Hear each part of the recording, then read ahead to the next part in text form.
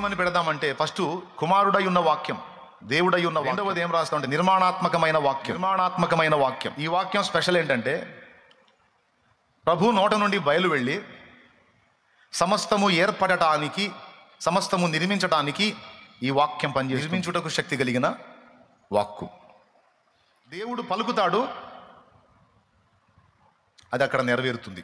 దేవుడు ఇలా జరగాలంటాడు, అది అక్కడ జరుగుతుంది. దేవుడు జరగాలి అని పలికినప్పుడు అది జరిగించేటువంటి వాక్కు. ఫస్ట్ తండ్రి అయిన దేవునిలో నుండి కుమారుడు వచ్చాడు, ఆ కుమారుని ద్వారా ప్రపంచంలో నిర్మించబడ్డాయి. ఆ కుమారుడు దేని ద్వారా నిర్మించాడు? తన వాక్కు ద్వారా. కుమారుడేమో తండ్రి అయిన దేవుని వాక్కు, ఆ దేవుని వాక్యమై ఉన్న కుమారుడు తన వాక్కు ద్వారా విశ్వమును నిర్మించాడు. అర్థమైందా? ఏమన్నా గలిబిలి? ఎంతమందికి అర్థమైందో చేతులు ఎత్తండి. చదువుకున్న వాళ్ళకి అర్థమైంది, చదువు లేని వాళ్ళకి ఏందో మొదలు పెట్టాడు అన్నట్టు ఉంటుంది. ఏం టెన్షన్ పడదు, అసలు పాయింట్కి ఇప్పుడు వస్తాను. పాపిని అని ఇప్పుడు వస్తానా. నేను 3 విధములైన వాక్కును గురించి ఈరోజు మీకు చెప్పాలనుకున్నా. 3 విధములైన వాక్కు. అందులో ఇప్పుడు పాయింట్ నెంబర్ 1లో ఫస్ట్ వాక్కు గురించి వివరించా. మొట్టమొదట వాక్యము అని పిలువబడినటువంటి వ్యక్తి ప్రభువు. వాక్యము అంటే మనం విడుదల చేసే మాట కాదు, వ్యక్తి.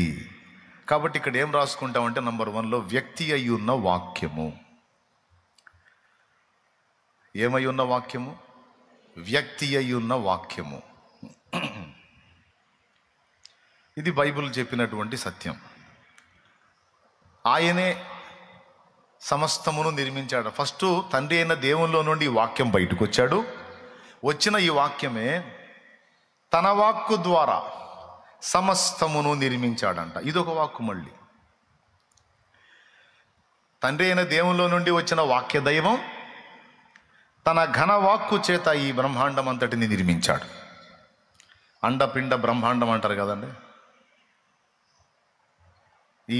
ఈ విశ్వమంతటిని ఆయన తన వాక్కు చేత నిర్మించాడు.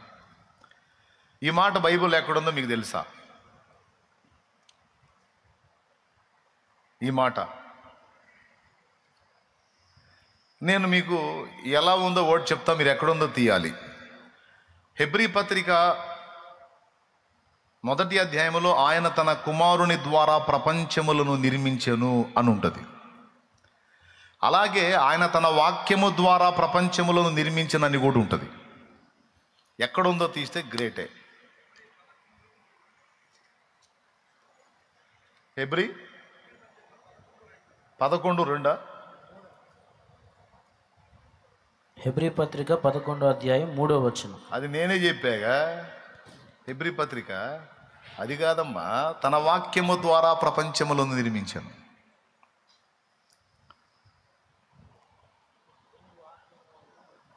అదే దేవుని వాక్యం వల్ల నిర్మాణమైందనే చూపించు, పర్వాలేదు. చదువు. ప్రపంచములు దేవుని వాక్యము వలన నిర్మాణమైనవనియు అందును బట్టి దృశ్యమైనది కనబడు పదార్థములచే నిర్మింపబడలేదు. ప్రపంచములు దేవుని వాక్యము వలన నిర్మాణమైనవి. దేవునికి స్తోత్రం. ముందేమన్నాడంటే ఆయన తన ప్రియ కుమారుని ద్వారా ప్రపంచములను నిర్మించను అన్నాడు. తర్వాత ఏమన్నాడంటే ఆయన దేవుని వాక్యము ద్వారా ప్రపంచములు నిర్మితమైనవి అన్నాడు. ఇంతకీ కుమారుడా వాక్యమా నిర్మించింది? అంటే కుమారుడు నిజమే, కుమారుడి వాక్కు సమస్తమును నిర్మించింది. దేవునికి మహిమ. ఇప్పుడు దీన్ని ఏమని పెడదామంటే ఫస్ట్ కుమారుడై ఉన్న వాక్యం, దేవుడై ఉన్న వాక్యం. రెండవది ఏం రాస్తామంటే నిర్మాణాత్మకమైన వాక్యం.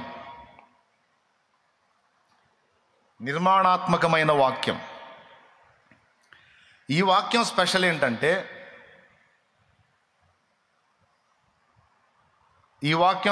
ఏంటంటే ప్రభు నోట నుండి బయలు వెళ్ళి సమస్తము ఏర్పడటానికి, సమస్తము నిర్మించటానికి ఈ వాక్యం పనిచేస్తుంది.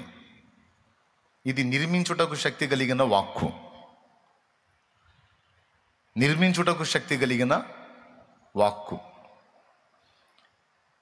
దేవుడు పలుకుతాడు, అది అక్కడ నెరవేరుతుంది. దేవుడు ఇలా జరగాలంటాడు, అది అక్కడ జరుగుతుంది. అలా దేవుడు జరగాలి అని పలికినప్పుడు అది జరిగించేటువంటి వాక్కు. ఫస్ట్ తండ్రి అయిన దేవునిలో నుండి కుమారుడు వచ్చాడు, ఆ కుమారుని ద్వారా ప్రపంచములు నిర్మించబడ్డాయి. ఆ కుమారుడు దేని ద్వారా నిర్మించాడని తన వాక్కు ద్వారా. కుమారుడేమో తండ్రి అయిన దేవుని వాక్కు, ఆ దేవుని వాక్యమై ఉన్న కుమారుడు తన వాక్కు ద్వారా విశ్వమును నిర్మించాడు. అర్థమైందా? ఏమన్నా గలిబిలిగా ఉందా? ఎంతమందికి అర్థమైందో చేతులు ఎత్తండి. చదువుకున్న వాళ్ళకి అర్థమైంది, చదువు లేని వాళ్ళకి ఏందో మొదలు పెట్టాడు అన్నట్టు ఉంటుంది. ఏం టెన్షన్ పడదు, అసలు పాయింట్కి ఇప్పుడు వస్తున్నా. ఇప్పటిదాకా నేను చెప్పింది మీకు అర్థం అవ్వచ్చు, కాకపోవచ్చు. అందుకే దాన్ని ఇంకా పొడిగించదలుచుకోవాలా. ఏదన్నా బైబిల్ క్లాసులో దాని గురించి మాట్లాడితే బాగుంటుంది, కాసేపు వివరంగా అచ్చంగా దాని మీద మనం ఫైట్ చేయొచ్చు, పోరాడవచ్చు ఆ అంశాన్ని గురించి. అయితే ఇప్పుడు మూడవ వాక్కు గురించి మనం మాట్లాడుకుందాం, దాని మీదకి వెళ్దాం మనం. మొదటి వాక్కు కుమారుడైన వాక్కు, రెండవది నిర్మాణాత్మకమైన వాక్కు. అది ఎలా నిర్మాణాత్మకమైంది అనేది ఒక అంశం. అచ్చంగా దాన్ని వివరించడానికి టైం తీసుకుంటుంది, అందుకని నేను దాన్ని చెప్పదలుచుకోవాలా. ఇక మూడవది మనం ఉపయోగించేటువంటి వాక్కు. అర్థమైందా? మన నుండి వెలువడేటువంటి వాక్కు, మాట.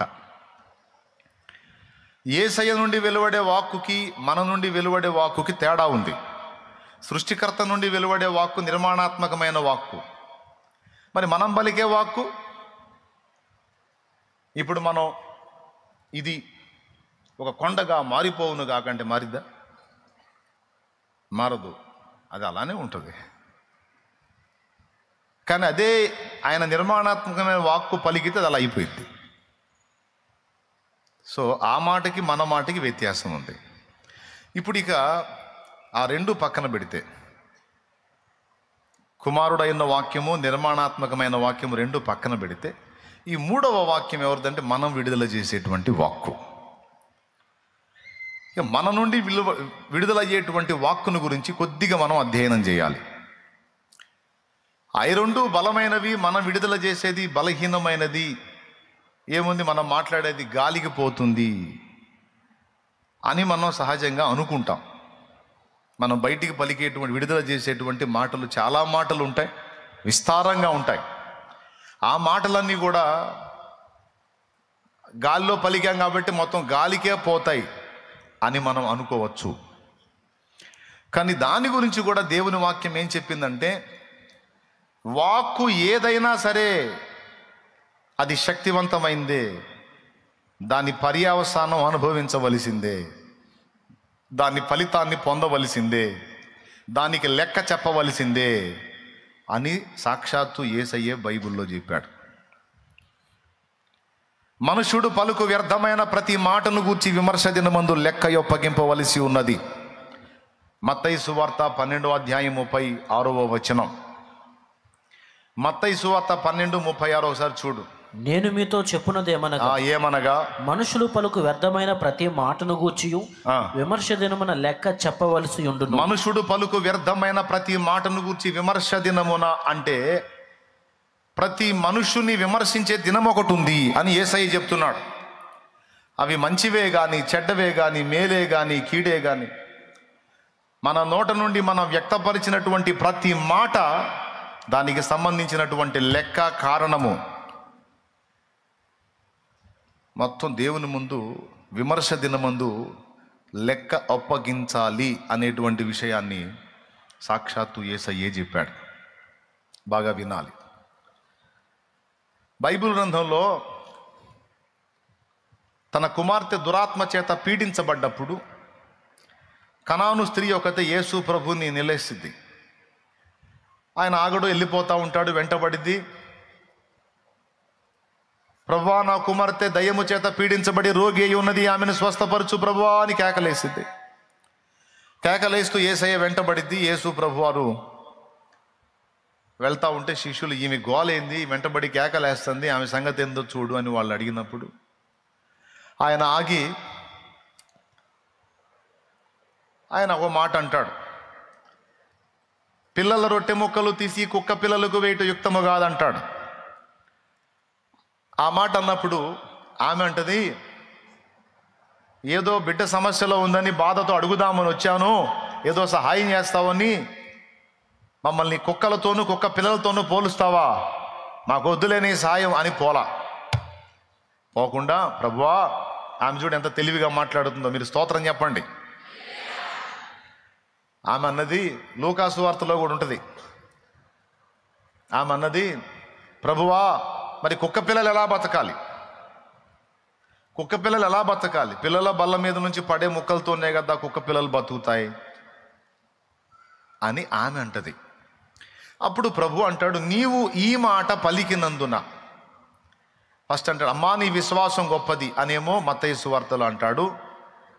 మిగిలిన సువార్త మరో సువార్తలో అంటాడు, అది మార్కో లోకానో మీరే దేవులు ఆడుకోండి. అందులో అంటాడు, ఏమంటాడంటే నీవు ఈ మాట పలికినందున వెళ్ళు, ఇదిగో నీవు ఈ మాట పలికినందున ఇక వెళ్ళు, నీ కుమార్తె స్వస్థత పొందినది అంటాడు. ఆ మాట స్పష్టంగా రాసుంటుంది, నీవు ఈ మాట పలికినందున. ఎక్కడుందో తీయొచ్చు, మార్కు సువార్త తీయండి, ఎక్కడుందో వెతుక్కోండి. మార్కు సువార్త 7వ అధ్యాయం 28వ వచనం. అది నేను చెబుతా ఉంటే మీరు వెతుక్కుంటా ఉండండి. అది అందుకు ఆమె, నిజమే ప్రభువా, అయితే కుక్క పిల్లలు కూడా బల్ల క్రింద ఉండి పిల్లలు పడవేయి రొట్టె ముక్కలు తినును కదా అని ఆయనతో చెప్పాను. అందుకు ఆయన, ఈ మాట చెప్పినందున వెళ్ళుము, దయ్యము నీ కుమార్తెను వదిలిపోయినదని ఆమెతో చెప్పాను. అసలు ఇది ఎప్పుడన్నా మీరు ఆలోచించారా? ఆ మాటను మీ బైబిల్ అండర్లైన్ చేసుకున్నారా? అందుకాయన ఈ మాట చెప్పినందున వెళ్ళుము, దయ్యము నీ కుమార్తెను వదిలిపోయినదని ఆమెతో చెప్పాను.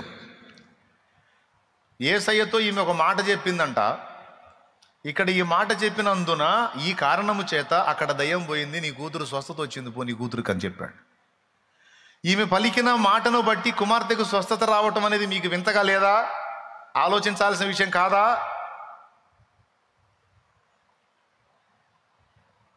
ప్రభు పలికిన మాట కాదు అక్కడ, ఈమె పలికిన మాటను బట్టి కూతురికి విడుదల వచ్చింది అనే మాట ఉంది చూడండి. అది పాయింట్. ప్రభు ఏమన్నా అన్నాడా, ఏయ్ దయ్యమా ఆ బిడ్డను వదిలిపో అని ఏమన్నా గద్దించినట్టుందా? ఏమీ లేదు.